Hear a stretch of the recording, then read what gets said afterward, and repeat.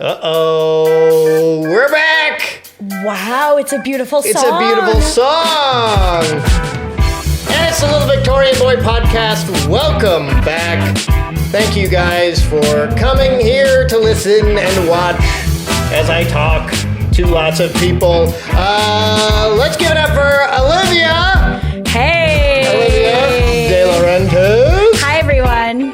I'm going to let the music fade. Jazzy song. Beautiful jazzy song. Wow, I love a beautiful jazz. Give it up for Olivia. She is my special guest. Thank you so much. In the studio. Wow. All right, that's enough of those guys. Okay. Welcome, Olivia. This is the Little Victorian Boy Podcast. I'm Little Victorian Boy. We're going to be talking about some crazy, fun, cool things. I'm so excited. By the end of this podcast, my biggest goal is to get really little. Yeah, you're going to get tiny. You're going to be the smallest person. I'm going to be microscopic by the end of this, mostly height-wise. Yeah, I'm just aiming for height. I'm just aiming for vertical smallness. Vertical shrinkage. Vertical shrinkage. Yeah. Everything else has to stay the same. Well, that's a very good goal. Yeah. Okay, Olivia, you were burglarized recently. I was burglarized recently, yeah. Yeah. Oh my gosh, I got so burglarized. Yeah. Yeah. A man broke into your apartment. Absolutely. He stole a handful of things. Yeah. He stole me jewelry. He stole you jewelry. He broke in an hour before I got home. Yep. So the good news is I wasn't home because that would be scary. Yeah, of course. But yeah, he broke in. He took my jewelry and my passport and my Ariana Grande perfume. The Ariana Grande perfume. Yeah. And you had other perfume there. I had so many perfumes. He took 2 bottles of Ariana Grande Cloud. Yeah. One of which was almost empty and one of which was new. And that's a problem with today's burglars. Yeah. They steal all your girliest stuff so they can just go queen out and have an adventure. But it's like, I need to queen out. Yeah. I need to have an adventure. Yeah, you paid to queen out. And that burglar destroyed your front door and is now somewhere smelling like Ariana Grande. Smelling so good, looking so good.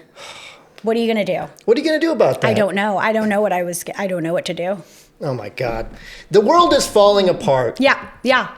Do you love it? How about yours? My world's falling apart as well. Yeah. I had a man fall through my ceiling, which I talked about in the last podcast. Okay, so this is this is great for us. Yeah, so people are breaking into our homes. Yeah, through various means. Both by accident and on purpose. Yeah.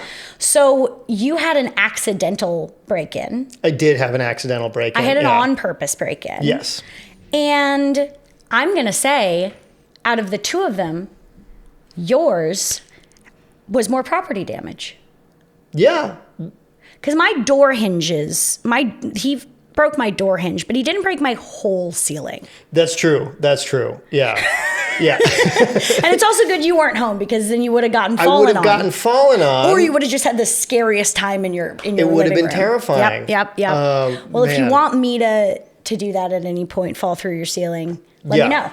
Okay, I'll let you know. Okay, awesome. Okay. So Olivia, I wanted to get to this very important news story. I love a very important news story. And I want to get your thoughts on it. The world's oldest llama. Oh, shit. Likes to soothe children with chronic illnesses. Okay. So do you want my immediate thought? Yes. My immediate thought is every word in that headline is wholesome. Yes. But I have a sinking pit in my stomach. Yeah. And do you know why? I think it's because he's the oldest one, and it's specifically children. If it was like a llama of any age loves to hang out with children, that would be one thing. But the oldest llama ever, if the oldest llama ever wanted to hang out with adults with illnesses. You think the oldest llama, it's inappropriate that they're around children? I think specifying that it is the oldest llama and it only hangs out with children. Yeah. Do you know how old the oldest llama is? 27. Wow. 27. And that's Hollywood for you. That's Hollywood for you. That's old now. That's an old llama? Yeah, I'm 28. Can you believe that? You're older than the oldest llama. And I don't even hang out with children that much. I know. Do you think this is a new venture? For the oldest llama, llama? or do you think this has been a lifelong thing? From what I understand from reading the story, is that this llama has been doing this for years. Okay, it's a pro. And it is now the oldest llama on record. Oh, wow. So this is a lifelong endeavor, and it's just happened to live this long. Yes. It loves children with chronic illnesses. It loves children with chronic illnesses. Yes. It also likes its photo taken. Yeah. It likes to get its face in the photos. It's self-aggrandizing. Does it look old?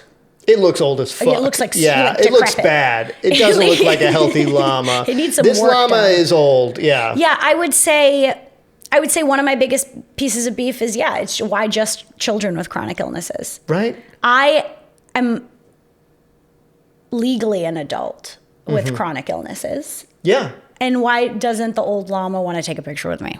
That's all I'm saying. That's a good point. That's a good point.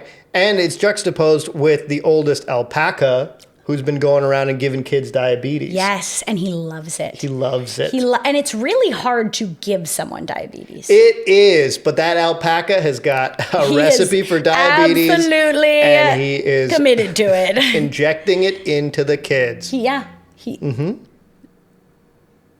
Our friend Sid here is in the studio, and she just very quietly sat down on the couch. Your hair looks great. Thank you.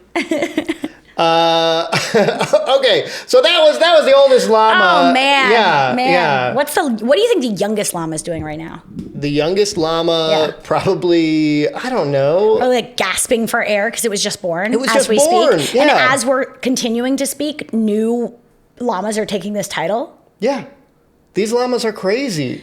Okay. Was that a finger wag like you're right, or a finger wag like no? You were right. Okay, I got a finger right. wag from off screen, and I didn't know if it was like a noni or if it was like a that's a good point. And I had to ask because if it was a noni, I had to know why. You had to know why. But no, we are correct. Constantly there are new youngest llamas out there. And it'll the never record is stop. constantly being broken. Constantly being broken. Yeah. And as it should be.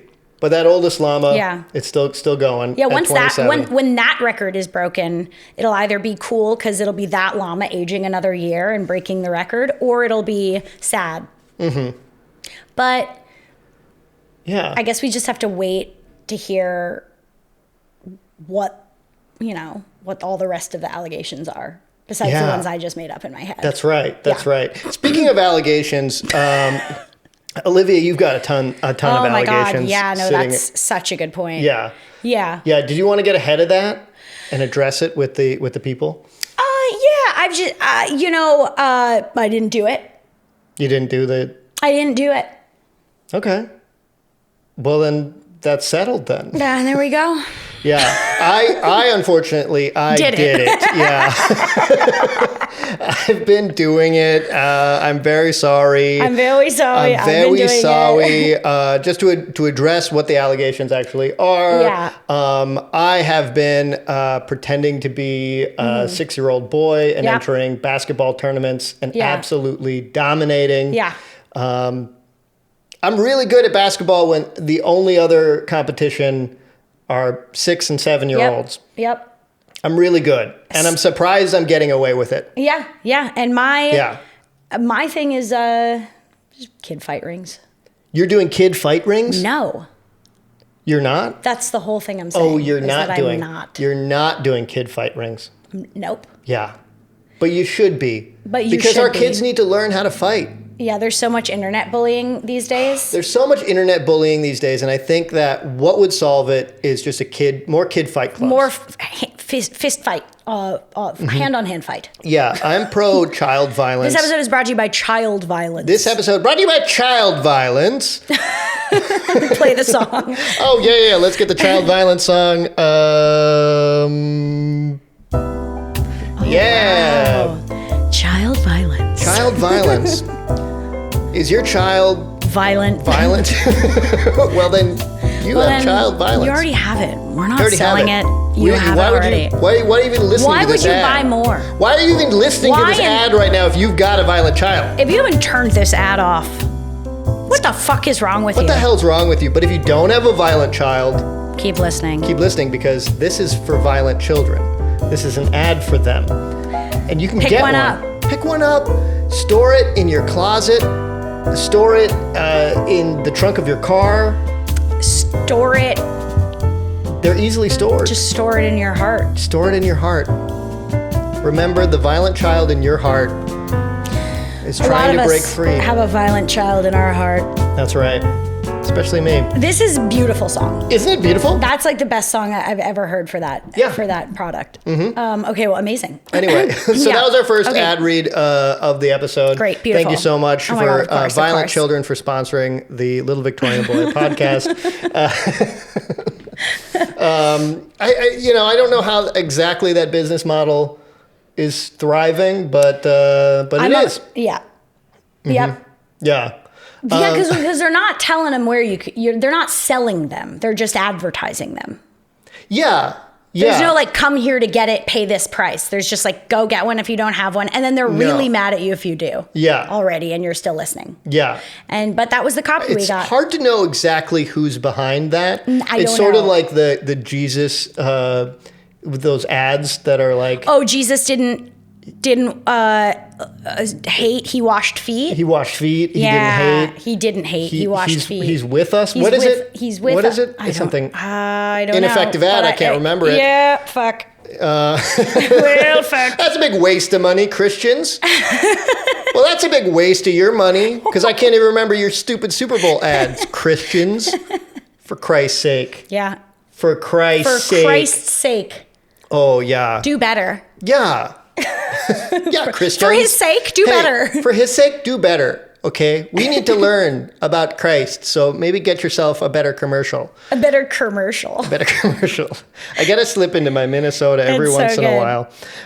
Speaking of Christians, we watched a movie together. Yes. Christian Mingle. Oh, we did watch Christian Mingle. Yeah, we've watched two very heavily Christian films that are fantastic in their own right. Really good. The first one, Christian Mingle. And just in case you're not 1,000% sure what we mean by good, we mean very bad. Very bad, horrifically bad films. Yeah. Do you want to give a synopsis of what Christian Mingle's all about? Christian Mingle is very straightforward, very easy. It is a feature film advertisement for the website Christian Mingle. Yes. It's about a girl who's a businesswoman, and she's played by Gretchen from Mean Girls. Mm-hmm. She is like, I can't find love. And then she keeps seeing literally commercials for Christian Mingle. Yeah, multiple actual Christian Mingle commercials are just played in the movie. That the movie takes time to watch. They're like, wait, Christian Mingle's on. And then she's like, wait, this looks like love. So instead of just getting an eHarmony or something more secular or whatever. Tinder. No. She gets a Christian Mingle and pretends to be Christian. Asterisk, she is Christian, but she pretends to be even more Christian than she is, which the movie is telling us that if you're casually Christian, you're fucked and fuck you. Yeah, right. You have to be very Christian. Yeah, you have to be very Christian in order to find a good guy in the city. And this good guy meets him immediately. First date. She meets him first date, and you're watching the whole scene going, well, this is the bad date scene before she meets the good guy. Yeah. And no, that's the guy. That's the guy. His picked. name is Paul Wood.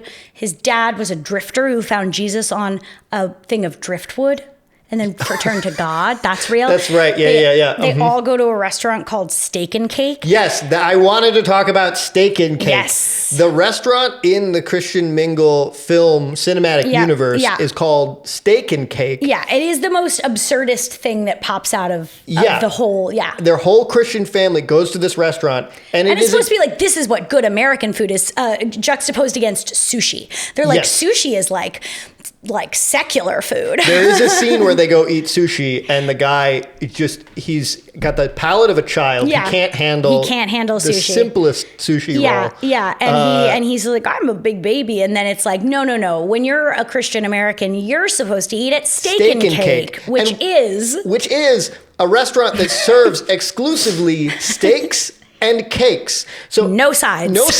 Every single table at this restaurant had a plate of about 14 steaks and then 2 to 3 full cakes. At the same time. And it was like a long table. So it was like 2 to 3 cakes and like a pile of like 16 steaks with no sides on one end, all at the same time. There's no courses. Yeah. And then on the other end of it was crazy. Yeah. Yeah, and then the movie has like 8 or 9 different endings, and some of the messages include if you have a nickname that you specifically hate when people call you that, it's okay if you change your mind once a Christian man starts calling you that, because you should let him call you whatever you want, whatever he wants. Yeah. Mm-hmm. A lot of like, be subservient to your Christian man husband. It was a lot. Also, all the Christian characters are so evil in it. Like the guy's whole family is like, they're evil. They're really mean. They're mean to her, and it's like, why are we trying to get in this family? Like, the mom hates it. Yeah, it's so good. It's really good. Would recommend. And once again, it's one of those where if you happen to not watch all the way through, I think you're okay. Yeah. Oh, absolutely. You can stop this movie at any point in time. I think if you stop it after Steak and Cake, you're okay. Honestly, if you fast forward to right before Steak and Cake, if you fast forward to the whole movie, watch the Steak and Cake scene, and then pause it. Turn it off. Yeah, and you have to pause it before you turn it off. Yes, you can't just turn it off. That's reckless. That's like sex without a condom. What are you doing? Exactly. You have to pause your program before you turn your TV off. Yeah. Turn the TV off. Turn the TV off. Turn the TV off. Turn the TV off. That's what I'm always saying. That is what that was about. It was about Christian Mingle. I was right here when I watched him perform that song about Christian Mingle right? At the Super Bowl. And people were like, "Oh, Drake this, Drake that." No, he was really calling out Christian Mingle. That song was about the movie Christian Mingle. Kendrick was really going after Christian Mingle. Because he was trying to get you to turn the TV off when it is on. Yes. Playing Christian Mingle. But only after the Steak and Cake scene, because that's good. Exactly. That's good. That's a cut verse, though. The bridge is like, but go to Steak and Cake. But also, please go to Steak and Cake, because you want to watch like a dozen Christians eat full cakes and steaks at the same time. Yeah, it's good. Yeah. Speaking of ryming foods, today I had falafel and waffles. Whoa, together? Together. That is so. That's just no sides. No sides. No sides.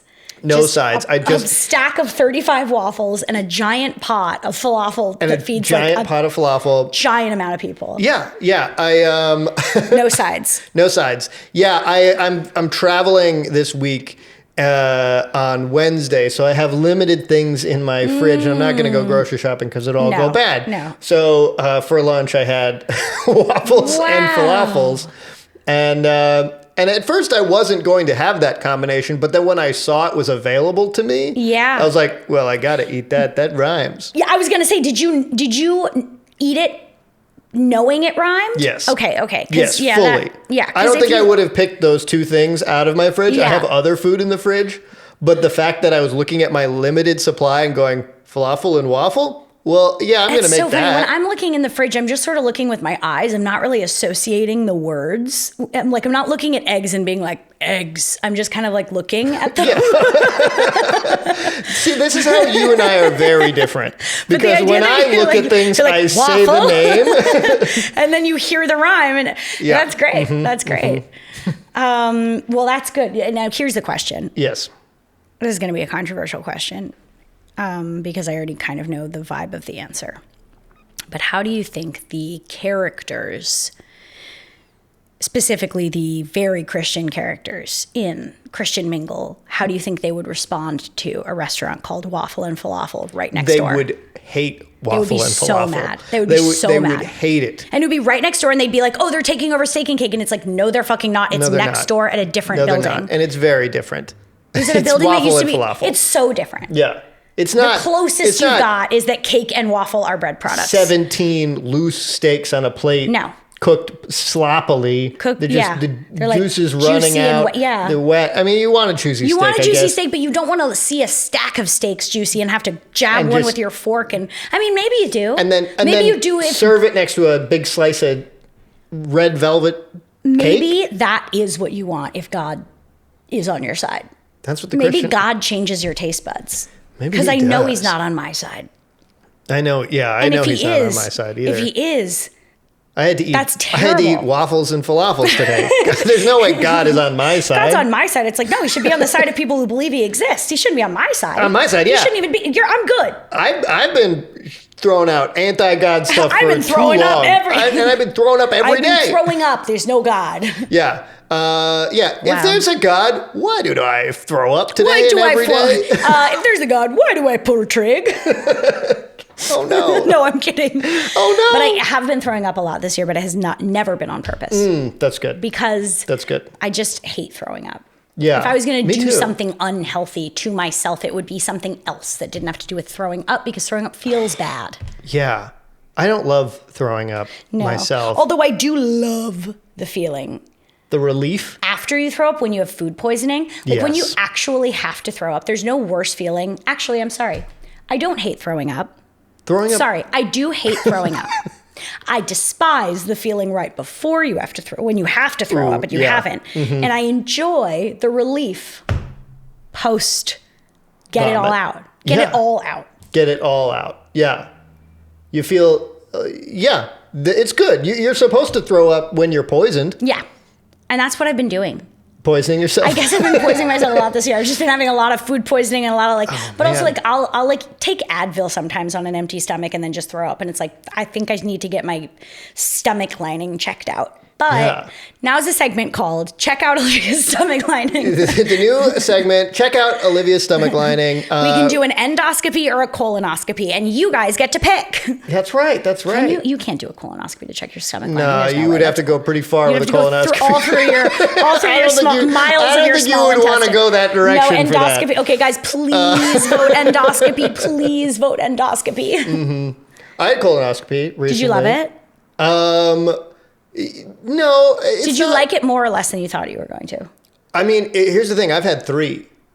Which was your favorite? I can tell you which was my least favorite. Okay, I love that. My least favorite colonoscopy was my second colonoscopy. By Colin Stanley. This one I had in Chicago. Nice. It is Good city. Great city. Bad colonoscopy. It is. I had what is called a Chicago-style colonoscopy. So it came with mustard and relish and pickles. Ketchup. No ketchup. Celery salt. It's like a salad on a colonoscopy, really. No, but it was different than the other 2 colonoscopies, because when I got to the hospital, well, here's the thing. Most colonoscopies, they just knock you out for it, so you're not awake during the actual procedure. Yeah. But I get to the hospital for the Chicago-style colonoscopy, and the doctor says, here's the thing. We don't have an anesthesiologist on staff. Oh, my God. But what we do have is a nurse who is a little afraid she might kill you. So we're going to give you like half a dose of the anesthesia. Is that cool? Oh, I would walk into traffic. Yeah. I would be like, actually, I'm ending it now. Right? The whole thing. And I'm like, I didn't want to get put down. So I was like, okay, yeah, sure. Like, you didn't want to get put down, period, or you didn't want to get murdered? Like murdered. Right, I didn't want them to overdose me with anesthesia, because they're not really qualified to do that. No, I think that's, hey, love the warning, though. Love that they were upfront. They told me. And this is why we're upfront and honest, folks. Yes. So as a result of me only getting half a dose of anesthesia, I was awake for the procedure. Did you feel it? Yeah, of course. What the fuck? And here's the thing about getting a colonoscopy and being awake for a colonoscopy. Yeah, I do not know this. Is that like getting a camera up your ass is normal. And it's fine. And in fact, we're doing it right now. It's 2025, people. If you're not putting a camera in your ass, what are you doing? This whole podcast takes place inside of someone's ass. Yeah. And we've got a camera on it. Yeah. My apartment is inside the colon of a giant. Yeah. So suck on that. Mm-hmm. I'm like a little polyp. And suck on that. That's why they call me a little polyp. And that's why they call me Lil Polyp. That's your rap name? Yeah. Your rap name is Lil Polyp, and it's just a guy who raps about living in the butthole of a giant. In the butthole of a giant, yeah. That's me. So the camera going up your butt, whatever. That's whatever. We love it. We love it. That's great. It actually, you know what? In fact, we love it. Let's celebrate it. But in order to navigate the camera safely through your colon and lower intestines, they have to pump you full of gas. So they like pump you full of this inert gas. They inflate you. I'm so inert. And so it feels like you're like cramping the whole time. Like it's very uncomfortable in that way. I hate being full of gas. It is similar to the feeling of when you have to throw up. Yeah, right? Yeah. And so you're very uncomfortable. They're also, I think, used to dealing with people that are unconscious. So they're just like flopping me around on this table. It felt very disrespectful. They were not sweet about it. They were spreading my legs. They were calling me good girl, which is like a medical jargon. I told them I wasn't into that. I told them I wasn't into that. I was like, I'm not going to kink shame, but I am going to set my boundaries. And they were like, don't really have a he's going to be on half anesthesia. Yeah, right? Yeah. So that was the experience. And then this is the craziest part. Right. Is that after the colonoscopy, they wheeled me into this secondary room, which I had never been awake for before. Oh. And the nurse came over to me and she says, hey, you can't leave this room until you fart 15 times. Because they pumped you up with gas. Because they pumped me full of gas and they were worried it wouldn't come out. So Ever? Yeah. They were like, I was going to explode or something. So I was like, okay. So I'm in a room and I'm farting, and okay. And the thing about the room, the thing about this fart room is not a private room. There's like 2 other patients in there also farting. So there's like 3 of us. Oh. We're all farting these loud, long, odorless farts. Because there's nothing in my body, right? But they're loud and long. And are you, how like in it are you? Like how awake, how much anesthesia do you have left in your body? I'm fully awake at this point. Oh, amazing. So you get to really just experience it. I just get to experience, and I'm counting my farts. And they can't even provide someone to count your farts? No fart counter. You're waking up. No fart counter. From surgery. I feel like I'm Jerry Seinfeld. No fart counter. Yeah, that's great. That's great. Yeah. Nobody counting my farts. I had to count my own farts 15 and tell to them. 20? I did like 18, 20 or something. I wanted to get You wanted to get on the higher. You didn't want to explode. I didn't want to explode. And you didn't want to disobey the rules of the fart room. I don't. You can't. You're not allowed to. Not allowed to. That's bad news. Your body and brain won't let you. Yeah, right? And so then I get done farting my 15th fart. My 18th fart. And I go, okay, that's probably enough farts to be safe to leave. Wow, that's never, ever, ever been said in any other context. And then that's probably enough farts to be able to leave. Yeah, I got enough farts. I can get the heck out of here. 18 to 20 out. And they give me my results, and they're like, all right, put your pants on. Get out of here. Here's your results. Now put your pants on. Now put your fucking pants on, you slob. They call me a slob. Disgusting. You disgusting Good pig. Girl. Good What? girl. This is so up and down. A lot of mixed messages from this medical staff. I think they were a little new. They didn't really know what they're doing. They hadn't been in the scene that long. And then like a month later, I get a bill from the hospital, and it has line items. It's itemized, and there on the bill is the fart room. And what is it called? Like it's called like post-procedure observation room or something to that effect. How much did the fart room cost? $1,000. Oh my fucking God. The fart room cost me $1,000. It's the most expensive room that I've ever rented. I've never been in a room that expensive. I've actually never been in a $1,000 an hour room or a half an hour, I was 20 maybe minutes? in there 20, 30 minutes tops. That is, that's like $2-3 grand an hour for that room. And it's not even a private room. And you know what's so crazy is that I feel like they just contacted us to read ad for them. The fart room, the $1,000 every 20-minute fart room is we're gonna do an ad read for the $1,000. Yeah, because it's so expensive. They've got to advertise it to people. Heck yeah! Here we go. Is this good? Are you looking for the highest quality room to release your bowels? Are you pumped full of inert gas? Pumped full of inert gas. Are you ready to explode? Are you loaded with money and farts? If you are wealthy and love to fart and release inert gas, long, loud farts. Long, loud farts allowed in this non-private room. That's a plus. That's a plus. Then come to the Chicago Medical Center. And come to the $2,000 to $3,000 an hour fart room where no one counts your farts except for you. You're the only one who's in charge of these fart counts. But you're not the only one. In the room. Farting in the room. Fart room. Fart room. Fart room. $1,000. $100,000 at Chicago. Actually, $1 million. $1 million at the Chicago hospital. Wow. Wow. That was a really dramatic ad. That was a dramatic ad. It was a little intense. It was a little chaotic. Like the intensity of the orchestra. I didn't expect it to be like Flight of the Bumblebee.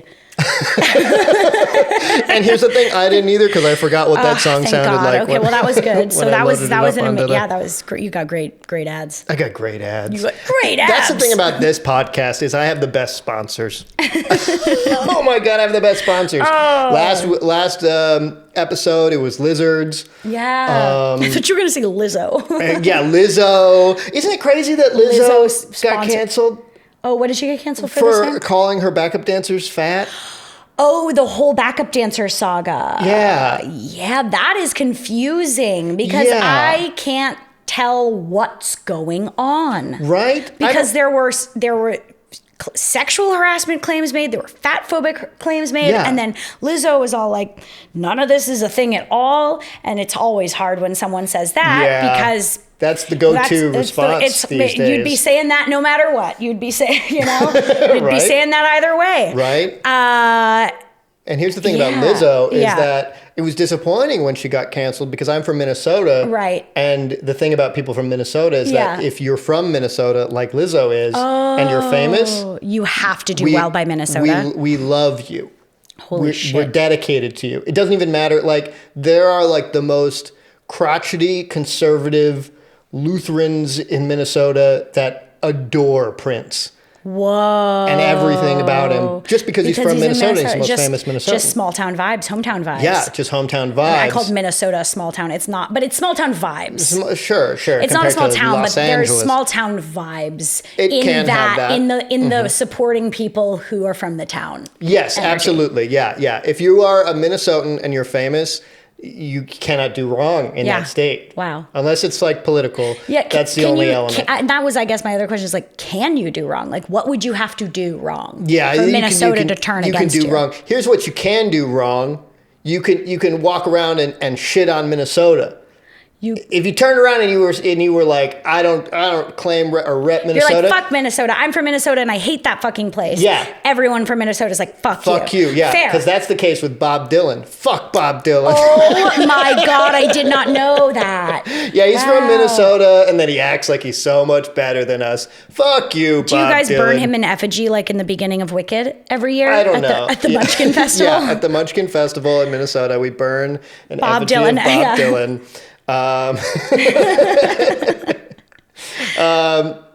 No, he's fine. Johnny Cash has to throw the torch. People in Minnesota still claim Bob Dylan, but he doesn't really claim Minnesota that much. Okay, well, I don't claim him then. Yeah. So how about that? But yeah, there's like old conservatives that like love Prince. That's genius. And they probably are currently getting in fights with their grandchildren about being non-binary. Yeah, but they're like, I love Prince though. Prince can do it because he's from Minnesota, unlike my grandchildren who are from Minnesota. Yeah. Prince is famous and rich, so he's great. Mm-hmm. Yeah, but my grandkids. Mm-hmm. Yeah, he can be gender fluid. No. But my grandkids are strictly from Minnesota. Strictly from Minnesota. I thought my phone was ringing, and it wasn't. Thank God. Thank God. I am trying to get no more calls for the rest of my life. Yeah. Okay. I want to introduce a new segment. Oh, I love that. This is I'm going to do my best impression of you, and then you are going to do your best impression of me, and we're going to give each other notes. Okay. Great. I love that. I think that's great. Okay. Let me see. We don't need music. Okay. This is my impression of Olivia. Okay. Oh no, I pissed myself at the skate park again. Oh no, I tried to do a kickflip off the vert ramp and I pissed down my leg at the skate park. All the kids are watching. All the kids are watching me trying to do a kickflip off the vert ramp, and now I pissed down my leg. I'm covered in piss from the leg down. My socks are soaked in urine now. Oh! Ah! That was really good. Is that pretty good? I think, okay, so I'm going to get nitpicky. Okay. But that's just because it was really, really accurate. Thank you. I appreciate that. Okay, so everything was pretty straight up, except I pee up my leg. Oh, fuck. So I peed down my leg, I'm peeing into my socks. I pee up my leg, I peed into my bra, I peed into my hair. Yes. That's what it is. And then true. The scream at the end, though, still works because that was me peeing in my eyes. Oh. So it totally works. Yeah. But also that's just because you know me really well. I am in this is my huge mistake as an impressionist, as an actor. I'm imagining you pissing down your leg and I'm thinking, oh, I'm vertical. But you're going up a vert ramp. I'm on a vert doing ramp, doing a kickflip. Yeah, you're pissing. That's what I'm always. And listen, that's just like so me. That is so you. It's so me. And that's brilliant. And that's brilliant. And I really appreciate the note. Oh my God, of course. The next impression. Okay. Is going to be spot on. All right. This time it's you. You got to do an impression of me. Let me hear it. All right.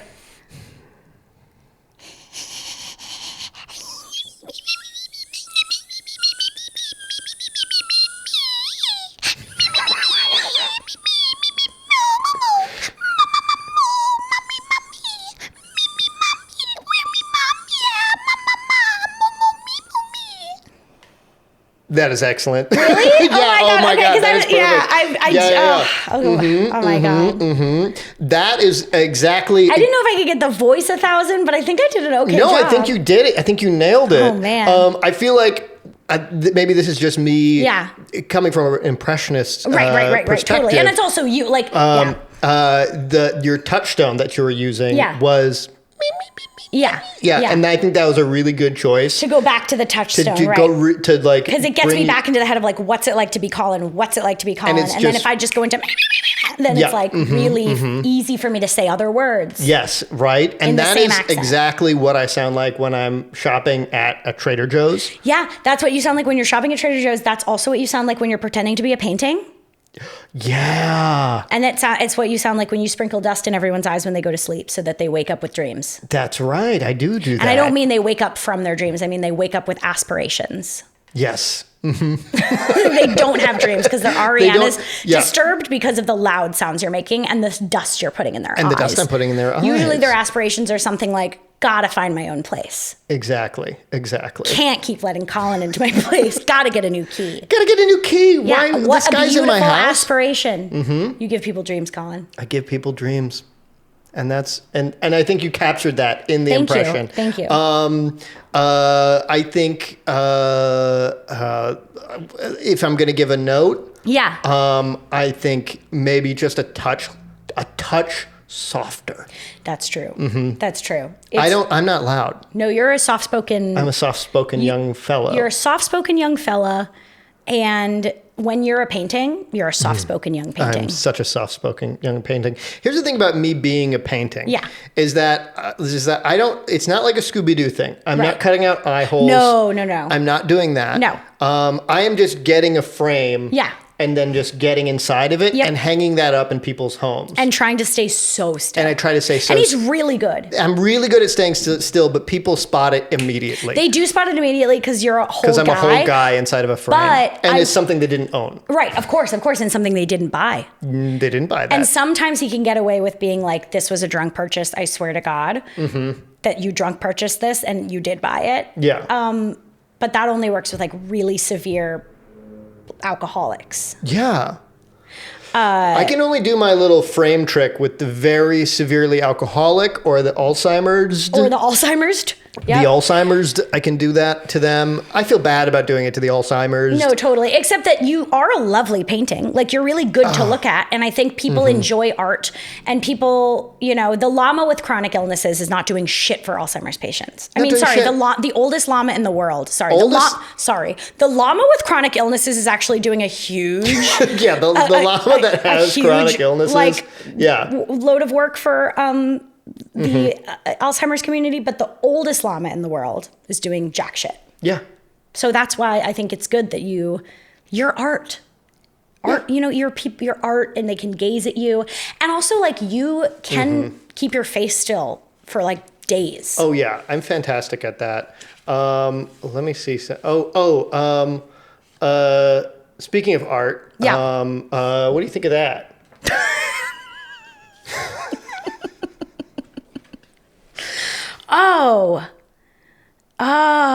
I like this. You like that? I like this. For those of you just listening, I handed Olivia a little drawing. Would you like to describe what you're seeing? Yeah, so this seems to be an extreme close-up of the game of Pac-Man. Yes.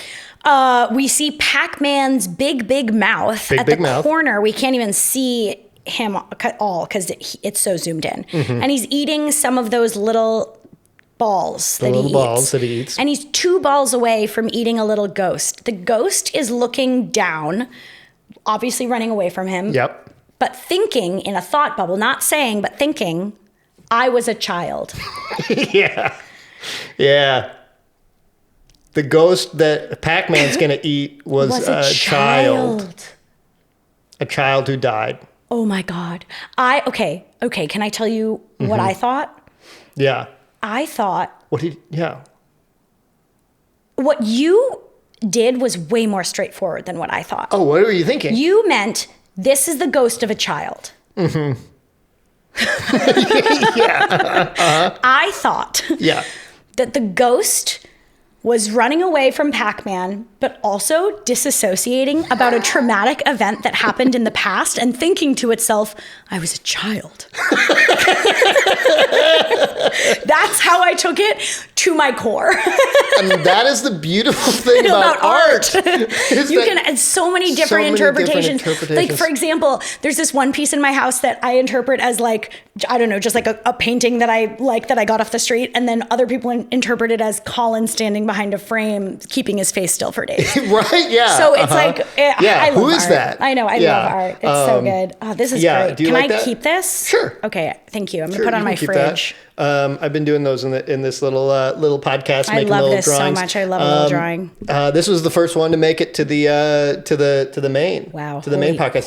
The other ones have been sneaky ones in the Patreon. Just sneaky. And I'll mention that. You can go to patreon.com/littleVictorianBoy. If you want to get sneaky, go to Patreon. And you can see the other drawings I made. Yeah. And they're fantastic. They're so good. But they're behind a paywall. Oh, that's how good they are. That's you how thought good this one was good? This one sucks compared to the other This ones. one is street garbage. And my Patreon doesn't cost $1,000 like some kind of Chicago fart room.